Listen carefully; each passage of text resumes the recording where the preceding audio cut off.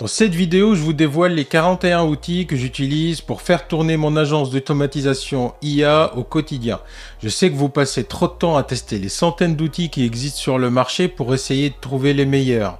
J'ai fait cette liste pour que vous puissiez consacrer votre temps à trouver des clients et à les servir. Bonjour, je m'appelle Nayer et dans cette chaîne, on parle d'automatisation, on parle d'IA et on parle de business. Et dans cette vidéo, petit disclaimer, la majorité des outils que je vous présenterai aujourd'hui ont un plan gratuit suffisant pour démarrer, et quand c'est pas le cas, j'essaierai de vous présenter une alternative gratuite. Comme ça, vous pourrez démarrer votre agence sans mettre la main à la poche. Alors, j'ai divisé ces 41 outils en 11 catégories. Comme ça, dans la description, vous aurez la liste des chapitres et vous pourrez aller à la section qui vous intéresse. Et on commence avec les outils d'automatisation. Donc, les outils d'automatisation, moi, j'en utilise deux. J'utilise Make et j'utilise N8N. C'est les deux outils principaux d'automatisation aujourd'hui sur le marché. Et en fait, je me pose généralement 4 questions pour décider si je vais utiliser Make ou si je vais utiliser N8N. Si je réponds oui à l'une de ces 4 questions, automatiquement, je vais me diriger vers N8N. Sinon, j'utilise Make qui est plus simple à mettre en place et plus rapide à remettre en place. Donc, est-ce que j'ai besoin de mettre en place un agent IA autonome qui utilise des outils et qui a une base de connaissances? Est-ce que j'ai besoin de rajouter un humain dans la boucle pour valider du contenu généré par l'IA, par exemple? Est-ce qu'il y a une multitude de calculs et de manipulations de données que j'ai besoin de faire pour mettre en place ce système? Et est-ce que j'ai une contrainte client type sécurité ou contrainte réglementaire qui m'oblige que je dois installer le système dans un serveur propre au client? Donc, c'est les 4 questions que je me pose généralement pour savoir si je me dirige vers N8N. La première, si j'ai besoin d'implémenter un agent, forcément, Make au jour d'aujourd'hui ne permet pas de créer des agents qui utilisent des outils et qui ont une base de connaissances de type RAG. Donc ça, c'est le premier point. Le deuxième, c'est rajouter un humain dans la boucle, donc une validation humaine. Ça a commencé à être mis en place dans Make, mais il est disponible que pour des forfaits supérieurs type Enterprise, alors que dans N8N, c'est disponible de base. Et puis, est-ce que j'ai plusieurs calculs à faire? Est-ce que j'ai besoin de faire plusieurs manipulations de données? Et dans ce cas, N8N s'y prête le mieux parce que je peux rajouter des bouts de code que je fais générer à l'IA, mais c'est des bouts de code qui vont faire tous ces calculs en une seule fois, alors que dans Make, j'ai besoin de rajouter plusieurs capsules pour faire ce type de calcul, donc plus un coût supérieur et même la mise en place prend beaucoup plus de temps. Et la dernière question, est-ce qu'il y a une contrainte réglementaire ou de sécurité qui m'impose à ne pas utiliser la version cloud, à utiliser la version installée sur un serveur? Et ça, typiquement, il faut pas le proposer à tous vos clients. Franchement, c'est une option où c'est les clients qui sont de type entreprise, donc les grands groupes, les grandes entreprises qui vont demander cette option-là. Pour la majorité des PME, il n'y a pas besoin de mettre un serveur local. Prendre l'abonnement à 24 ou à 60 euros est largement suffisant pour tout le monde. Pourquoi? Parce que prendre un abonnement à 60 euros comparé à la valeur que vous allez apporter à l'entreprise, c'est rien. Ça va pas plomber ses finances de rajouter une centaine d'euros par mois pour N8N. Et puis pour vous, ça va être plus simple d'utiliser la version cloud, d'implémenter votre automatisation dans N8N version cloud que de proposer un serveur en local. Donc ne proposez le serveur en local N8N que si vraiment il y a une contrainte de sécurité ou une contrainte réglementaire qui fait que l'entreprise a besoin d'avoir ça en local. La deuxième catégorie, c'est les outils de manipulation de code. Je dis pas de développement, mais de manipulation de code. Parce que lorsqu'on a besoin de générer du code type JavaScript ou TypeScript pour N8N, quand on a besoin de rajouter du JSON dans Make ou dans N8N, un éditeur de code est assez intéressant à avoir sur sa machine pour pouvoir copier-coller le code, etc., changer quelques informations dedans, etc. Moi, j'utilise Sublime Text qui existe uniquement sous Mac. J'adore cet outil. Il est léger, il est fiable. Si il coûte une centaine d'euros la licence à vie.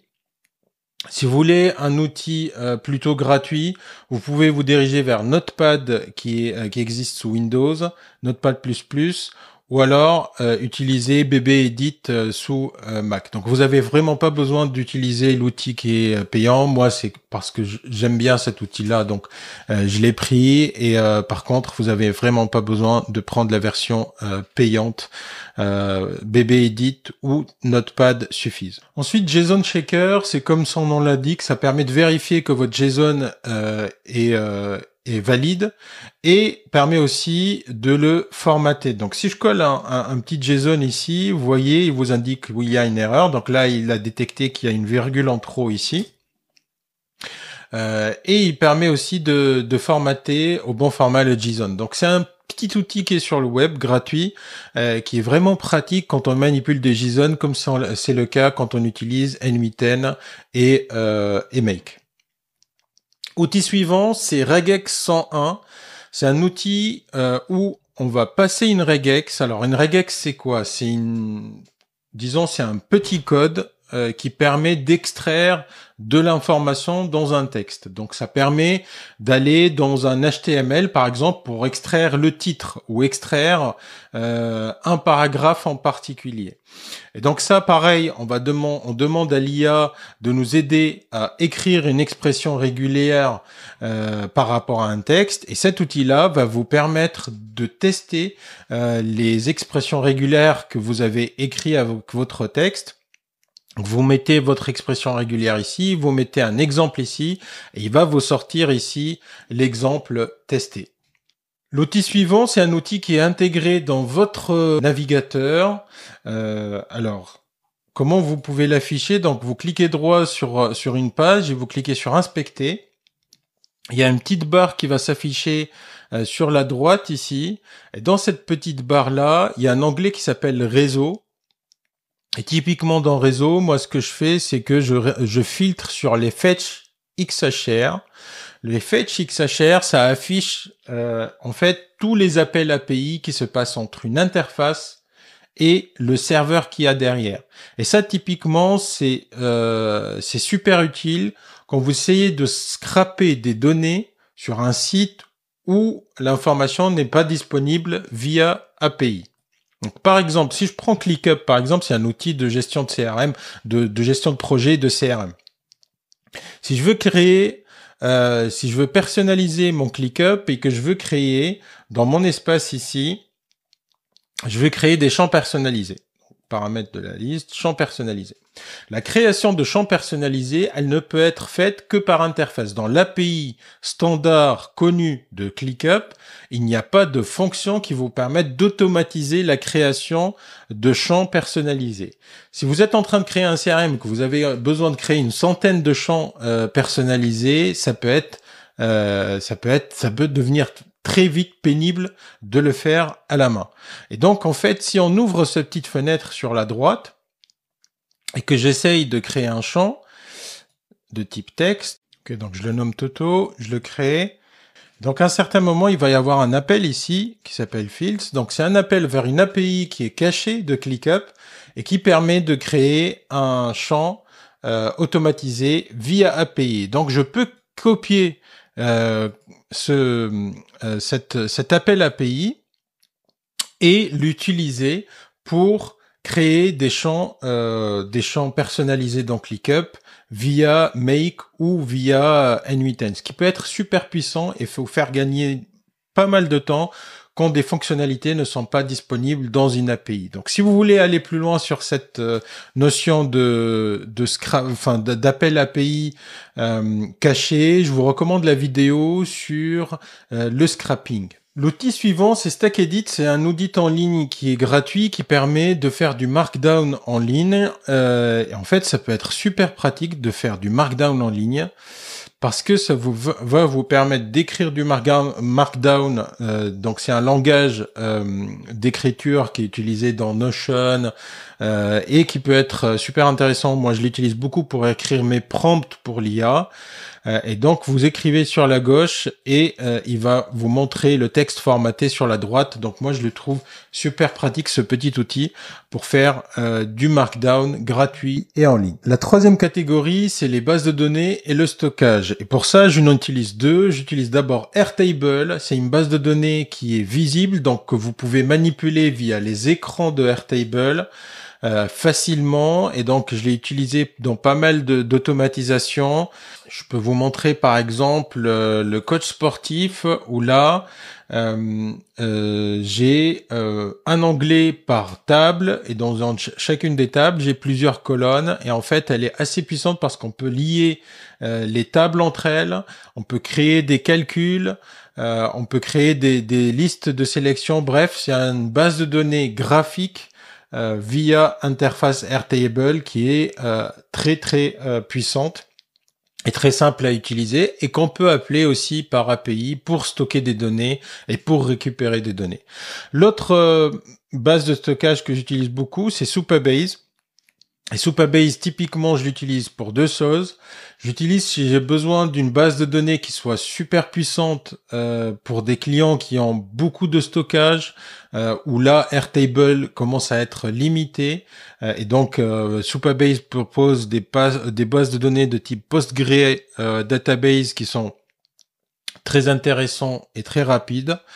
J'utilise aussi pour faire du RAG grâce au vecteur ici. Et donc, c'est les bases de connaissances des IA qu'on attache à des agents IA qui leur permettent d'avoir plus d'informations, plus de connaissances que ce qu'ils ont dans le prompt lui-même quand on a des très grandes quantités de données à faire passer à l'IA. Ensuite, on a la partie IA et d'abord, c'est la partie IA que j'utilise moi pour discuter avec l'IA directement. Donc, je parle pas de la partie automatisation. Moi, j'utilise Claude. J'utilise Claude parce que je trouve qu'il est beaucoup plus puissant que ChatGPT dans tout ce qui est génération de code et dans tout ce qui est copywriting, écriture d'email, écriture de contenu pour les réseaux sociaux, etc. Claude est super puissant pour ça. Moi, j'ai le forfait professionnel qui a le même tarif que le ChatGPT+, une vingtaine de dollars par mois. Et franchement, je l'adore. Vous avez aussi un Claude et un ChatGPT gratuits qui n'ont pas les derniers modèles, mais qui sont gratuits. Et petite astuce pour les gens qui sont en France, si vous avez un abonnement à Free Mobile, donc vous pouvez même prendre une ligne, la ligne à 2 € de Free Mobile. Vous avez accès à 12 mois gratuits sur Mistral. Mistral, c'est l'IA française, c'est l'équivalent de ChatGPT ou de Claude. Et donc, ils ont aussi un abonnement pro et leur abonnement pro, il est offert avec Free Mobile, 12 mois offerts. Donc, si vous êtes sur la France et que vous utilisez Free ou que vous pouvez prendre une ligne à 2 € par mois Free, pensez-y. Ensuite, on a tout ce qui est IA via API. Donc, quand on appelle une IA via Make ou via NMITen, on ne peut pas utiliser l'abonnement qui est à 20 $ par mois. Donc, on utilise ce qu'on appelle les API. Et les API, ils ont un modèle de consommation à l'utilisation. Donc, vous consommez quand vous utilisez. Donc, vous chargez votre compte avec un solde et ensuite, vous consommez sur ce solde-là. En fait, moi, j'en utilise deux. Donc, j'utilise Claude, donc c'est Anthropic, et j'utilise aussi ChatGPT. Donc, les deux, tous les LLM ont la partie chat direct et ils ont aussi la partie API. J'utilise Claude et j'utilise ChatGPT, mais les deux sont payants en mode API. Donc, si vous voulez une alternative gratuite, vous pouvez aussi utiliser Mistral. Mistral, ils ont un plan pour l'API, pour la partie API qui est gratuit. Alors, il est limité en nombre de tokens, mais il est gratuit, donc vous pourrez l'utiliser pour tester vos développements, etc. Il y a aussi Google qui propose aussi Gemini avec des modèles qui sont gratuits. Donc il y a des modèles qui sont gratuits ou avec une limite bien sûr forcément en nombre de tokens, mais il y a possibilité de les utiliser de façon gratuite. Donc ça, ce soit Mistral ou Gemini, vous avez des modèles type Flash, le Flashlight 2.0 que vous pouvez utiliser gratuitement pour faire vos développements et vos tests sur n8n et sur Make. Une autre alternative à ChatGPT, à Claude, que j'utilise de temps en temps, c'est OpenRouter. Donc OpenRouter, c'est pas un LLM en lui-même, mais il contient un lien vers toutes les LLM. Donc en appelant OpenRouter, vous pouvez choisir d'appeler n'importe quel LLM. Et donc vous pourrez à partir de OpenRouter appeler ChatGPT, appeler Claude, etc. Ça, c'est pratique pour deux choses. Première chose, si vous implémentez OpenRouter, le jour où vous voulez changer de modèle, vous n'avez pas besoin de changer les capsules. Rappelez-vous, dans Make, il y a des capsules pour une capsule pour ChatGPT, une capsule pour Claude. Et donc, le jour où vous voulez switcher ou changer de ChatGPT vers Claude, il faut supprimer l'ancienne capsule, mettre une nouvelle capsule, remettre dedans le prompt, la tester, vérifier que ça marche, etc. Si vous utilisez OpenRouter, c'est assez simple de changer de modèle. Vous avez juste à changer vous avez une liste déroulante, vous choisissez le modèle qui vous intéresse et le prompt lui-même, etc. Vous n'avez pas besoin de le changer, ce qui peut être super pratique. Deuxième point pratique, et c'est surtout pour ça que je l'utilise, c'est pour la limite.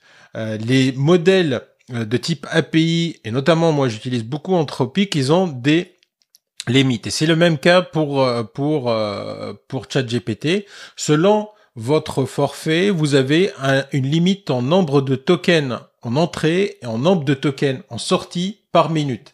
Et les limites, elles sont assez basses. Donc 20 000 pour Claude Sonnet ou 40 000 pour le 3.5 et 8 000 en sortie. Donc c'est assez. Vous pouvez facilement dépasser ces limites. Et même si vous avez chargé votre compte et que vous avez dépassé les limites, vous êtes bloqué.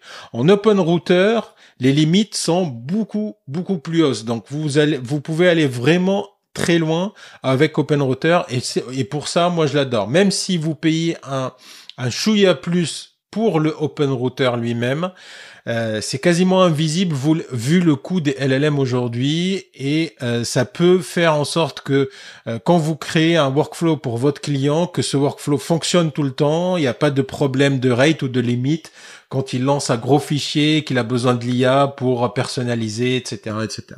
Section suivante, c'est le web et le front-end, donc tout ce qui est visible pour les clients. Donc ce que j'utilise Lovable quand j'ai besoin de développer une petite interface pour mes clients. Typiquement, ce que j'ai fait quand j'ai fait la vidéo où j'automatise le business de mon coach sportif, j'ai fait l'interface, elle est assez sexy, assez sympa avec Lovable. Ensuite, pour l'agence, pour le site de l'agence elle-même, donc mon site Croissance Consulting, j'ai utilisé Webflow. Webflow, il a un forfait, il n'a pas de forfait gratuit. Enfin, il y a un forfait gratuit, mais vous êtes obligé de garder un nom de domaine webflow.io, ce qui fait pas professionnel du tout. Donc moi, je vous le conseille pas pour ça. Vous avez une autre alternative, mais qui, elle, est payante aussi, qui est un peu moins chère, mais qui est payante, qui s'appelle Framer. Et vous avez une alternative qui peut être totalement payante, gratuite, qui s'appelle Card, que vous pouvez utiliser, où ils ont des modèles de sites pour agences. Donc les trois, ils ont des centaines de modèles d'agence, et en fait l'idée c'est pas de reconstruire votre site d'agence de zéro. Donc prenez un modèle, passez-y 1 heure pour rajouter le texte et l'adapter à votre agence, et c'est fait. Il faut pas que ça prenne beaucoup plus de temps que ça. Catégorie suivante pour tout ce qui est front-end toujours, et c'est le dernier, c'est YouForm. Donc c'est pour tout ce qui est formulaire, j'utilise YouForm. Il est gratuit comparé au forfait super cher de Typeform, et il a la même qualité en termes de formulaire que Typeform. Moi j'adore YouForm. Le forfait gratuit gratuit est largement suffisant. Moi, je l'appelle pour tout ce qui est appel découverte pour mon agence, par exemple. Et à chaque fois que j'ai besoin de mettre en place un formulaire pour un client, j'utilise YouForm pour ça. Section 6, récupération et traitement des données. Et là-dessus, j'ai deux outils que j'utilise. Le premier, c'est Apify. Apify, je vous l'ai présenté dans la vidéo sur le scrapping. C'est une marketplace où il y a des milliers de scrappers de données. En fait, vous pouvez vraiment scraper tout ce que vous voulez. Vous pouvez scraper les données de Google Maps, vous pouvez scraper des données des réseaux sociaux. Bref, c'est vraiment une marketplace qui est très fournie en scrapper où vous pouvez récupérer n'importe quelle donnée de quasiment n'importe quel site sur le web. Le deuxième outil que j'utilise, il s'appelle pdf.co. Donc pdf.co, c'est une API qui vous permet de créer des PDF simples ou d'extraire des données de PDF type des factures. pdf.co vous permet d'extraire les informations et de les avoir de façon structurée de vos factures. Et il y a une fonctionnalité que j'adore aussi, c'est la génération de PDF avec les champs remplissables. Vous savez, les formulaires administratifs type Cerfa, c'est ces formulaires-là où il y a des petites cases bleues à remplir. Plein d'entreprises perdent énormément de temps à faire ça de façon manuelle. Et pdf.co vous permet d'automatiser ça. Donc, vous récupérez des données dans une Google Sheet ou dans un CRM et vous les mettez directement dans les champs bleus et pdf.co vous permet de faire ça. Donc, vous pouvez vraiment proposer juste ça comme un service pour des dizaines et des centaines de PME aujourd'hui avec pdf.co. Catégorie 7, collaboration et gestion de projet. Et là-dessus, le premier outil que j'utilise, c'est Miro. En fait, typiquement, dès que je suis en appel découverte avec un client, la plupart du temps, quand je fais des vidéos ou je fais des automatisations aussi, et vous avez dû le remarquer, j'ouvre toujours un Miro et je dessine le process du client ou le besoin du client, qu'est-ce qu'il a envie de faire. Et ça me permet de visualiser moi quelles sont les briques que j'ai besoin de mettre en place, et ça permet aussi au client de visualiser son besoin et de peut-être se poser les bonnes questions pour que l'automatisation fonctionne dès le début. Et typiquement, c'est un service que j'ai vendu à des clients, pouvoir juste passer du temps avec eux à faire un board Miro sur leurs besoins ou sur leur business, comment ils fonctionnent. C'est vraiment super puissant. Alors moi, j'utilise Miro. Miro, il vous permet avec le forfait gratuit d'avoir deux boards disponibles. Si vous voulez d'autres outils, il y a par exemple Wismicol qui fait la même chose. Il y a aussi Xcalidro qui fait la même chose. Ils ont tous des limites. Il y a un outil qui n'a pas de limite du tout qui s'appelle Draw.io et alors il est assez basique, mais en tout cas il n'a pas de limite. Le prochain outil c'est Gamma, et Gamma j'utilise pour faire toutes mes présentations aujourd'hui. Il y a beaucoup de gens qui parlent de Gamma comme quoi il a de l'IA pour générer des slides, etc. Alors moi je l'utilise pas du tout pour ça. J'utilise juste pour écrire des slides et franchement il est super puissant. On peut écrire des slides comme on écrit dans Notion. Et donc, en fait, c'est super pratique. Vous faites un slash, vous mettez ce que vous voulez. Si vous voulez un titre, et en fait, vous écrivez directement. Et ça, je trouve ça super puissant. Vous pouvez adapter votre thème avec les couleurs de votre business, enregistrer un thème et toujours utiliser ce thème-là. Comme ça, vous avez un thème qui est le même pour toutes vos présentations. Le prochain outil, c'est ClickUp. J'ai commencé à en parler vite fait tout à l'heure. ClickUp, j'utilise pour deux choses. Je l'utilise comme CRM. Et si vous voulez savoir comment je le fais, vous aurez un lien juste ici ou là vers la vidéo où j'ai automatisé le CRM de mon agence dessus. Et j'utilise aussi pour tout ce qui est gestion de projet. C'est un outil assez puissant. Moi, je l'aime bien. Alors, d'autres alternatives, ça peut être Notion, ça peut être Asana, ça peut être Monday.com. Moi, j'aime bien ClickUp. C'est mon outil de préférence. Si vous voulez un outil gratuit, vous pouvez aller sur Notion. Il est gratuit, il a moins de fonctionnalités, moins de possibilités que ClickUp, mais vous pouvez commencer sous Notion. Et en parlant de Notion, moi je l'utilise pour tout ce qui est prise de notes, prise de notes pour l'agence, prise de notes pour préparer mes contenus vidéo et YouTube typiquement. C'est un peu comme tout le monde, donc lui il est gratuit, je vais pas y passer beaucoup de temps sur Notion, je pense que vous le connaissez déjà. Prochaine section, c'est tout ce qui est communication, et donc là-dedans j'utilise 6 outils. Le premier c'est Spark, c'est mon gestionnaire d'email, donc comparé à Gmail où vous devez, si vous avez plusieurs comptes Gmail, vous devez aller un par un pour aller vérifier vos emails. Dans Spark, vous pouvez vraiment mettre toutes vos emails dans un même outil et les gérer à partir de cet seul outil, avoir des signatures différentes selon l'email. Enfin bref, il est super puissant. Moi, je l'adore. J'utilise la version gratuite. Elle est largement suffisante. Pas besoin d'avoir la version payante. Et pour regrouper toutes mes emails, et j'en ai plusieurs, franchement, c'est génial. L'outil suivant, c'est Notion Calendar. Alors, ça me permet de gérer tout mon calendrier avec mes rendez-vous.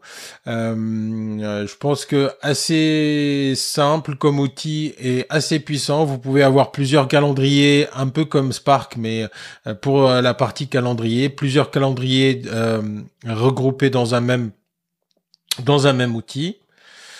Ensuite, Cal.com. Cal.com, je l'utilise pour tout ce qui est prise de rendez-vous et typiquement, c'est un remplaçant de Calendly. Calendly, je crois de mémoire, vous avez droit qu'à un seul lien actif. Si je me trompe pas, Calendly, Cal.com, vous pouvez avoir autant de liens que vous voulez, il n'y a pas de limite. Et franchement, c'est génial. Vous pouvez rajouter des webbooks pour automatiser avec Make, etc. Moi, j'adore Cal.com. L'outil suivant, il est assez simple mais assez puissant, c'est WhatsApp ou WhatsApp Business pour communiquer avec mes clients. Pour communiquer avec mes clients, c'est le seul outil que j'utilise. Pourquoi ? Parce que c'est l'outil où vous êtes certain à 99% que votre client l'a déjà. Je veux pas imposer un nouvel outil à mes clients parce que ça va rajouter de la friction dans leur onboarding dans mon agence. Donc, je veux pas leur imposer Slack ou Teams s'ils utilisent pas Slack ou s'ils utilisent pas Teams. Et donc, WhatsApp, je suis certain à 99% que tous mes clients l'utilisent. Vous pouvez prendre un numéro et configurer WhatsApp Business sur votre téléphone et donc avoir le WhatsApp classique et le WhatsApp Business en même temps sur votre téléphone. Et comme ça, vous gardez WhatsApp Business pour communiquer avec vos clients. Et franchement, c'est largement suffisant. Vous avez une application sur desktop que vous pouvez utiliser aussi. Donc, moi, c'est mon outil pour communiquer avec tous mes clients. Prochain outil, c'est Google Meet. Donc, je l'utilise parce qu'il est dans mon Google Workspace avec l'email de mon agence. Pour les rendez-vous, pas besoin de prendre un Zoom et de payer un Zoom. Google Meet fait vraiment l'affaire. Il est largement suffisant. Et ensuite, ce que je couple avec Google Meet, c'est cet outil-là, Fathom. Fathom, il est super génial cet outil. Il vous permet de prendre des notes automatiquement et de faire pendant vos réunions. Et ensuite, Fathom vous fait un résumé de vos réunions. Moi, je le trouve beaucoup plus puissant qu'un autre outil sur le marché qui s'appelle Fireflies, qui fait à peu près la même chose. Et franchement, moi, je trouve que Fathom est beaucoup plus puissant. Les résumés qu'il fait, ils sont direct au point. J'ai pas besoin de les modifier avant de les envoyer aux clients. Ils sont franchement super. Prochaine section, génération de leads. Et dans la génération de leads, il y a 3 ou 4 outils que je vais vous présenter. Le premier, c'est Apollo. Donc Apollo, c'est une base de leads qui contient, où vous pouvez chercher par plusieurs filtres, un peu la même chose que LinkedIn Sales Navigator, qui permet aussi d'avoir des listes de prospects, aussi bien LinkedIn Sales Navigator que Apollo sont RGPD conformes. Donc Apollo aussi est RGPD conforme, donc vous n'aurez pas des soucis réglementaires de ce côté-là. Et l'avantage avec Apollo, c'est que vous pouvez faire une recherche. Les forfaits Apollo sont assez chers. Si vous regardez côté pricing, ça commence à 49 $ par mois pour une soixantaine de prospects. Et franchement, moi, je vous recommande d'aller faire une recherche sur Apollo, c'est gratuit.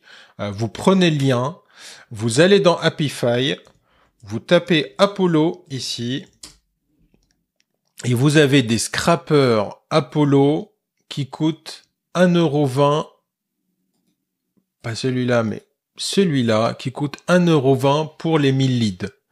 Et en fait, vous prenez le lien que vous avez trouvé sur Apollo qui est gratuit et vous le mettez dans Apify et il vous retrouve tous les leads qu'il y avait dans Apify pour rien du tout. Donc 1,20 $ les 1000 leads, les 10 000 leads, ils coûtent 12 $. Donc c'est vraiment pas cher du tout. Récupérer des listes de leads gratuites, franchement, je ne vous recommande pas. Vous aurez des soucis sur la qualité des données qui vous seront retournées. Ensuite, dès que vous avez récupéré une liste de leads, la prochaine étape, ça va être de générer leur email ou de vérifier leurs emails si les emails ont été récupérés d'Apollo. Donc, soit vérifier l'email et là-dessus, vous pouvez utiliser mail.asso. Mail.asso permet de vérifier l'email. Donc, vous lui donnez un email et il vérifie s'il est valide ou pas. Et ça, c'est important de vérifier que l'email est valide avant d'envoyer votre email. Il est pas cher du tout. Il coûte 5 $ le premier mois pour valider 10 000 emails. Donc, vous validez une seule fois 10 000 emails pour 5 $ et vous avez assez pour tourner plusieurs mois avec ça. L'autre solution, c'est Drop Contact. Et Drop Contact, lui, il vous permet de trouver l'email carrément. Donc, vous lui passez le nom, le prénom, le nom et le nom de l'entreprise du prospect. Et il va vous trouver son email. Et Drop Contact est conforme RGPD aussi. Donc, ça, c'est un point important à connaître et c'est une solution française et que vous pouvez utiliser via Make ou via N8N pour automatiser si vous avez besoin d'automatiser. Donc vous avez récupéré une liste de prospects, vous avez récupéré leurs emails. La prochaine étape, c'est leur envoyer des emails et il faut surtout pas utiliser votre boîte email personnelle. J'ai vu plusieurs personnes sur YouTube et sur les réseaux sociaux parler d'envoyer leurs emails, enfin d'automatiser dans Make des envois d'emails et envoyer ensuite les emails via leur boîte email. Franchement, vous allez tuer votre nom de domaine et vous allez vous faire blacklister par Google ou par Outlook quand vous faites ça. Quand vous voulez envoyer du cold emailing, que vous voulez prospecter par email, utilisez des outils pour faire ça. Et les deux outils que je connais pour faire ça, il y a Emilia. C'est un outil qui est français. Et qui coûte pour commencer 37 € si je me trompe pas. Ils mettent le tarif à un certain moment. Et donc lui, vous pourrez faire de la prospection par email avec ça. L'autre outil qui est connu sur le marché, il s'appelle Instantly. Il fait exactement la même chose. Il a un prix comparable. Les deux sont plutôt bons et les deux sont bien dans ce domaine de prospection et de cold emailing. Surtout, n'utilisez pas votre adresse à vous et surtout n'utilisez pas un envoi à la main ou un envoi automatique via Make pour faire de la cold emailing. Ça va blacklister vos noms de domaine. Ces outils savent comment faire et donc c'est important de les utiliser. Et malheureusement, dans cette catégorie-là, j'ai pas d'alternatives gratuites. Ça demande un certain nombre une certaine puissance et un certain nombre d'automatisation interne dans les outils, et il n'y a pas d'alternative gratuite pour ça. Section suivante, c'est la partie monétisation ou paiement. Et là-dessus, le premier outil à prendre pour moi de base, c'est Stripe. Stripe est gratuit. Il prélève un pourcentage dès que vous recevez des paiements. Vous pouvez recevoir des paiements via carte, via Apple Pay, via Google Pay. Vous pouvez aussi recevoir des virements de type SEPA. Il y a une quarantaine de paiements disponibles sur Stripe. Donc Stripe, c'est super pratique pour tout ce qui est paiement. Et il est gratuit. Moi, au-dessus de Stripe, une surcouche, disons, de Stripe, j'utilise un outil qui s'appelle Thrivecart. Donc Thrivecart, j'y connecte Stripe à Thrivecart, et Thrivecart me permet d'avoir des pages super sympas pour tout ce qui est paiement. Stripe aussi permet d'avoir des pages de paiement qui sont sympathiques. Thrivecart me permet de gérer la facturation. Stripe aussi permet de gérer la partie facturation. Il prélève un pourcentage. Mais Thrivecart, je le paye une fois à vie. Et j'ai plus rien à payer après. Donc il coûte $500 à vie. C'est un abonnement à vie.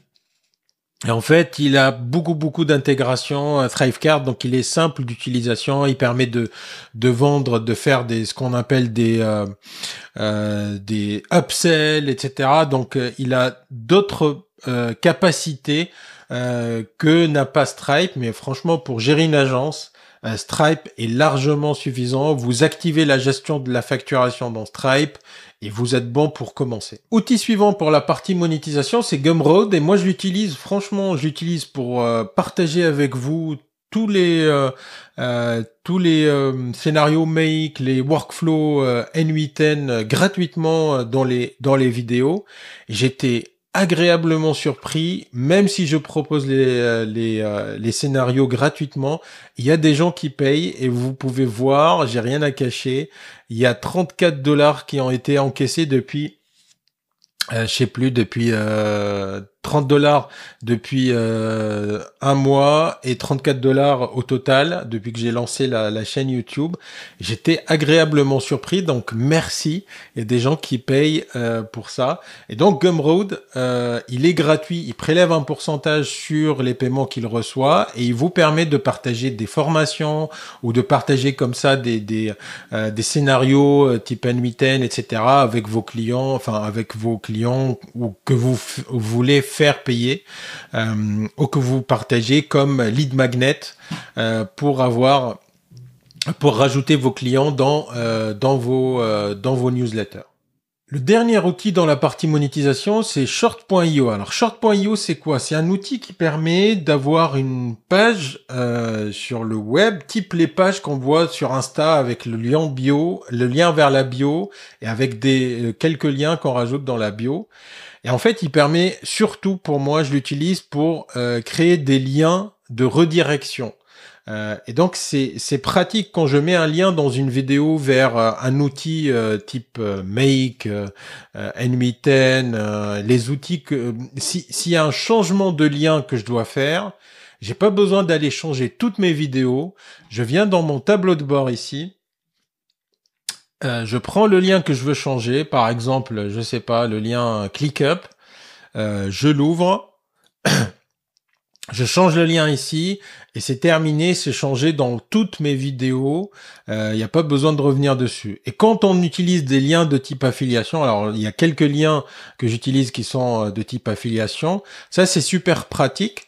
D'abord parce que les marques peuvent changer de plateforme d'affiliation. Et donc, quand elles changent de plateforme, la seule solution que vous avez, c'est d'aller changer toutes vos vidéos ou tous vos contenus si vous avez un blog et vous avez des liens d'affiliation dedans. Donc ça, c'est super pratique. Section 10, c'est le contenu, la génération de contenu pour tout ce qui est YouTube et pour tout ce qui est réseaux sociaux. Donc, pour tout ce qui est YouTube, j'utilise un outil qui s'appelle Screen Studio. Alors, Screen Studio me permet d'enregistrer les vidéos, typiquement les vidéos que je fais ici, avec donc avec la vidéo en milieu, avec moi sur le coin droite ou gauche, et avec le fond sur les côtés, et puis le switch entre plein écran et partage d'écran. Enfin, plein écran avec moi ou partage d'écran. Je fais tout ça dans Screen Studio. C'est un outil qui est disponible que sur macOS et il est payant. Par contre, moi, j'adore cet outil-là. Il est assez simple d'utilisation. J'enregistre dedans toutes mes vidéos. Je fais l'édition de mes vidéos dedans assez facilement. Et si vous voulez une alternative gratuite, il existe un outil qui s'appelle OBS. Alors, il est pas aussi simple que Screen Studio, mais franchement, il y a pas mal de tutos sur YouTube. Vous cherchez et vous pouvez l'utiliser. Il est gratuit pour ça. Donc, il fait tout ce qui est enregistrement d'écran, enregistrement de caméra, mais il fait pas la partie édition. Pour la partie édition, vous pouvez utiliser CapCut, c'est gratuit. Alors, moi, je l'utilise un tout petit peu, c'est-à-dire que lorsque j'ai terminé d'éditer mes vidéos sur Screen Studio, je leur rajoute dans l'intro et dans l'outro, je crois, je rajoute une petite musique où je rajoute quelques images. Enfin, parfois je rajoute une petite image ou quoi. Ça, je le fais dans CapCut. Ça me prend 15 minutes quand j'ai besoin de le faire et je vais pas beaucoup plus loin que ça. Donc CapCut, gratuit pour tout ce qui est édition, est largement suffisant. L'autre outil que j'utilise pour mes vidéos YouTube et qui est super important, c'est Auphonic. Donc Auphonic, qu'est-ce que ça fait? Je mets dedans la vidéo, il va améliorer l'audio. Et donc en fait, dans la vidéo elle-même est importante, mais l'audio est encore plus important que la vidéo. Et donc ce qu'il va faire, c'est qu'il va améliorer la vidéo. S'il y a trop d'écart dans les sons, s'il y a si j'ai fait tomber quelque chose, etc., il va atténuer ça. Et franchement, Auphonic est super. Il a 2 heures gratuits par mois. Et ensuite, vous achetez des forfaits de 20 heures ou quelque chose comme ça. Donc moi, j'ai acheté une vingtaine d'heures. Je sais plus. Les one-time credit. J'avais acheté 25 heures à 49 € et je les utilise encore. C'est un outil que j'utilisais quand je faisais un podcast avant et je continue de l'utiliser et franchement, il est super. Ça va rendre l'audio de vos vidéos au top. Un dernier outil sur YouTube, c'est Canva, donc classique. Ça me permet de faire mes miniatures. Donc c'est moi qui les fais et ça me prend 5-10 minutes à chaque fois. Ensuite, les autres réseaux sociaux. Donc j'ai ma machine sociale que j'avais créée, automatisée. Je vous ai fait une vidéo sur comment ça fonctionne. Si vous voulez la vidéo, je vous mettrai le lien juste là. Et je vous partage tout le système complet. Et donc c'est ce que j'utilise pour créer des contenus de type texte pour LinkedIn, pour Twitter. Donc c'est la machine sociale que j'utilise. La machine sociale qui est basée sur Airtable et Make, elle utilise derrière Buffer pour publier sur les réseaux sociaux. Et Buffer, vous pouvez mettre dedans jusqu'à 3 réseaux sociaux gratuitement. Au-delà de là, il va falloir payer.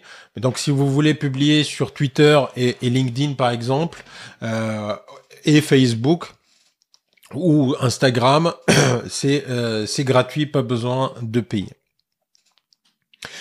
Le dernier outil pour tout ce qui est contenu, c'est MailerLite. Alors MailerLite, moi je l'utilise pour ma newsletter. J'ai utilisé pas mal d'outils avant. J'ai utilisé ActiveCampaign, j'ai essayé ConvertKit. Franchement, c'est des outils compliqués, je trouve, et cher pour ce que c'est.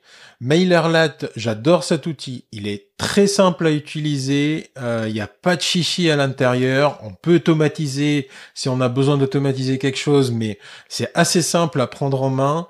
Il est pas cher du tout et surtout, il me permet d'automatiser. Donc, à partir de Make, je peux envoyer une newsletter avec ma machine sociale directement vers MailerLite. parce qu'il a une API pour ça.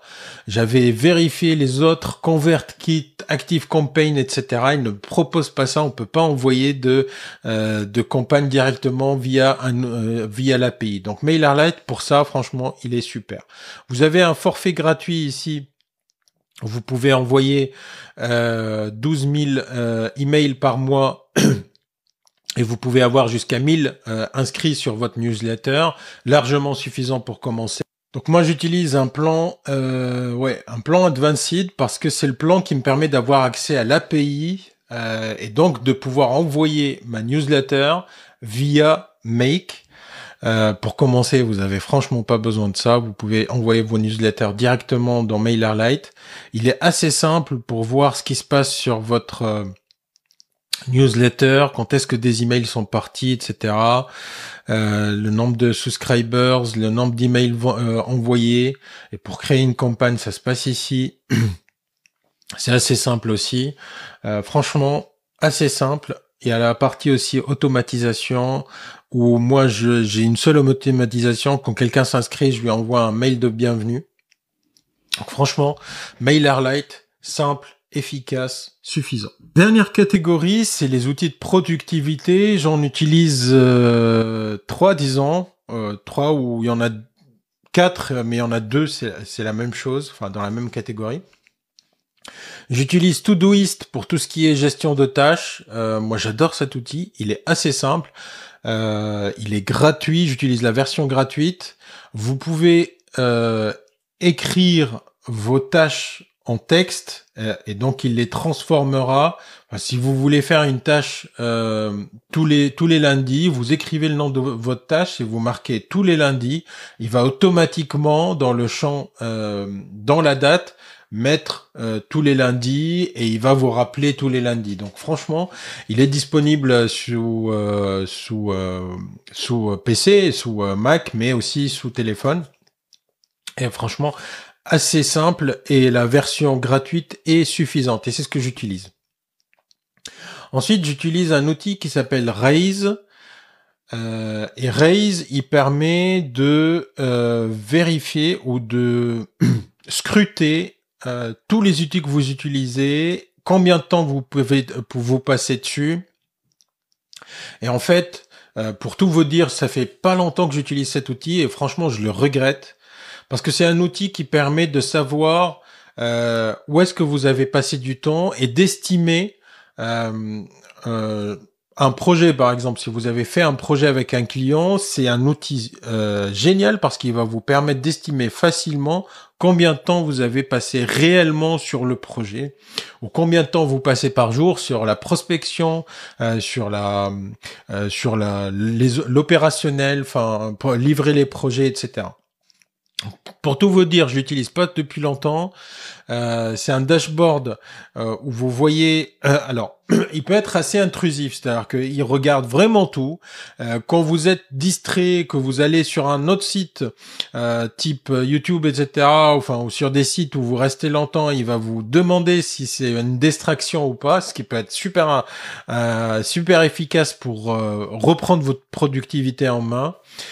Toutes les heures, il va vous proposer de faire un break de 5 minutes et c'est des choses qui sont configurables dans Raise. Donc franchement, c'est un outil que je recommande. Si vous voulez une alternative gratuite de Raise, il y a un outil qui s'appelle Clockify. Lui, il est gratuit. Je l'utilisais il y a longtemps pour justement savoir combien de temps j'ai passé sur tel et tel client ou sur tel et tel projet. Il est gratuit, il n'est pas aussi intrusif que Raise. Il va pas tout seul scruter tout ce que vous faites, donc vous devez quand même lui dire ce que vous avez fait pour qu'il le met dans sa base. Donc il n'est pas aussi précis que Raise, vous devez faire l'action, alors que Raise c'est lui qui enregistre tout seul et donc vous avez la donnée à la fin de la journée.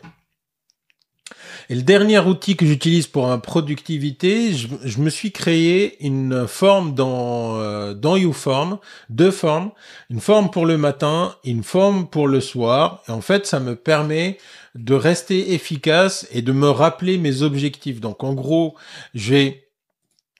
d'abord, je vais mettre la date. Ensuite, la date du jour. Je vais mettre mon objectif dans 6 mois. Donc, quel est mon objectif dans 6 mois et je me le répète tous les jours. Je vais mettre quel est le petit changement que je vais implémenter aujourd'hui pour améliorer mon business de 1%. Je vais mettre les 3 tâches que je dois accomplir aujourd'hui et les obstacles qui vont m'empêcher de terminer ces tâches aujourd'hui.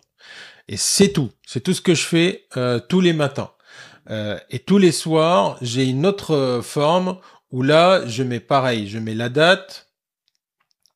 Je mets ai-je mis en œuvre le seul changement qui a amélioré mon activité de 1%? Oui, non. Ensuite, et donc oui, non, et pourquoi, si je l'avais pas fait. Ai-je travaillé 2 heures minimum aujourd'hui? Donc 2 heures minimum sur la mise en place de ces activités-là. Oui, non. Et puis-je honnêtement dire que j'ai fait de mon mieux aujourd'hui? Et quelle a été ma plus grande faiblesse aujourd'hui? Et dernière question, quelles sont les 3 tâches que je dois accomplir demain? Et franchement, cet outil est super puissant parce que ça me permet de toujours garder le focus sur mon objectif. Quel est mon objectif dans 6 mois? Et forcément, je me suis écrit ailleurs mes objectifs à 9 mois, à 1 an, mais garder en tête le premier objectif que j'ai, c'est celui des 6 mois, et suivre ça au jour le jour, savoir quelles sont les 3 tâches que je vais attaquer le matin, savoir quelles sont les 3 tâches que je vais attaquer le soir pour attaquer demain et ne plus y réfléchir, ça permet de récupérer pas mal de focus et être beaucoup plus productif. Et voilà, vous avez maintenant la stack complète pour démarrer votre agence d'automatisation IA. Et si vous l'avez remarqué, l'un des éléments essentiels dans une agence, c'est le CRM. Et si vous voulez construire le vôtre et l'automatiser pour booster votre activité, je vous recommande cette vidéo où j'ai créé un CRM de A à Z et je l'ai automatisé pour une activité d'agence ou de coaching. Et si vous êtes resté jusque-là, n'hésitez pas à liker la vidéo et puis je vous dis à la prochaine.